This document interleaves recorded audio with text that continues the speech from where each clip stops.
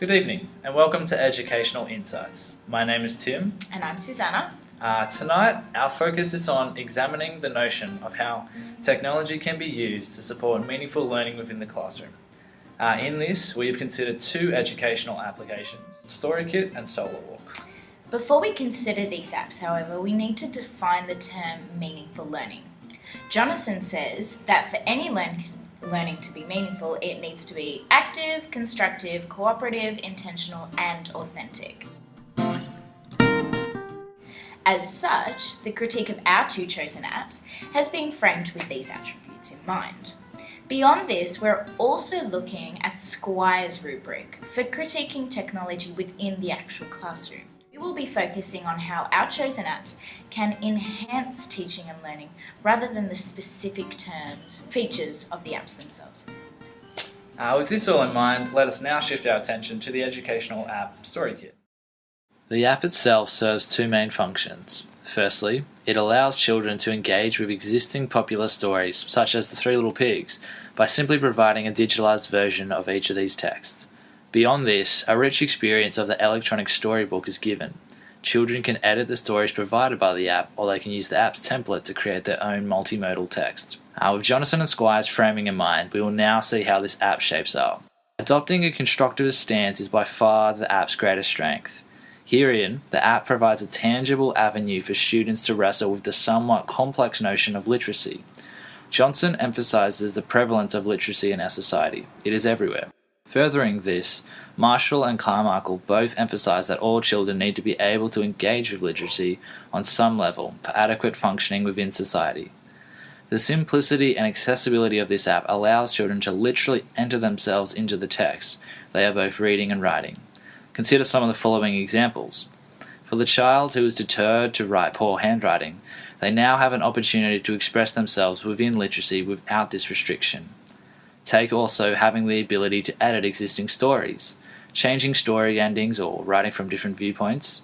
This can help children to see that literacy is subjective and always trying to position us somewhere or express a viewpoint. By shifting the focus from giving content to allowing children to create the content, constructivist learning is happening here.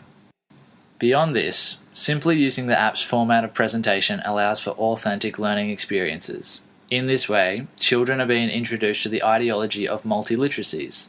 Winch and Holliday define multiliteracies as the interface of written linguistic modes with visual, audio, gestural, and spatial forms to create a new type of literacy, much broader than language alone. They go on to emphasize how vital it is for the modern-day child to be able to interpret and consequently derive meaning within the increasingly multiliterate world. As such, StoryKit can prove a very useful tool. It allows our students to freely experiment and explore within the multimodal register. Overall, this app's greatest strength is its open-endedness. In being more a teaching tool rather than a teaching aid, the only limitation this app has is the limits in creativity the user has. Jonathan states that technologies can only support meaningful learning when students are learning with the technology rather than from it. I have found this to be true within the application StoryKit. Thank you for that, Tim. That was very insightful. Okay, obviously, as previously stated, I'm focusing on the app Solarwalk.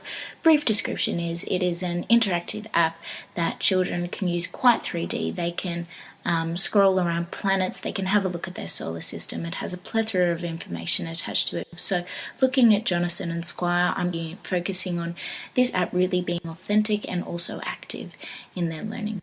Learning should be very authentic, and this app is quite authentic just in its genetic makeup. The planets obviously move in real time. The iPad or iPhone, which is what this app can be accessed on, knows where it's placed at. So if it's nighttime, the app will show the Earth as in nighttime. As teachers, if we use this technology correctly, we can make it so that the children feel like this is actually a part of their life. Rogers actually states those who focus on meaningful integration will certainly harvest the rewards. So we need to really make sure that we're integrating this technology into something that is real for the students. Last of all, I really believe that this app should be quite active. It is, however, just on a screen, so one may beg to ask the question, how on earth can we make this active? But if the teacher actually pushes through and makes this technology accessible to students, it could be utilized quite well, so that it's not just seen as the only source of information, this app, but that it prompts further questions. It goes beyond the actual technology, the actual working of the app, and beyond that to greater learning and greater understanding of the whole science and KLA topic of their solar system. Thanks for that, Susanna. So overall tonight we've been reviewing the notion of how technology can be used to support meaningful learning within the classroom. In this, we've considered two educational apps, StoryKit and Solarwalk. By examining them and critiquing them, we have seen that they are two prime examples of incorporating meaningful learning within the classroom through technology. Thank you for listening.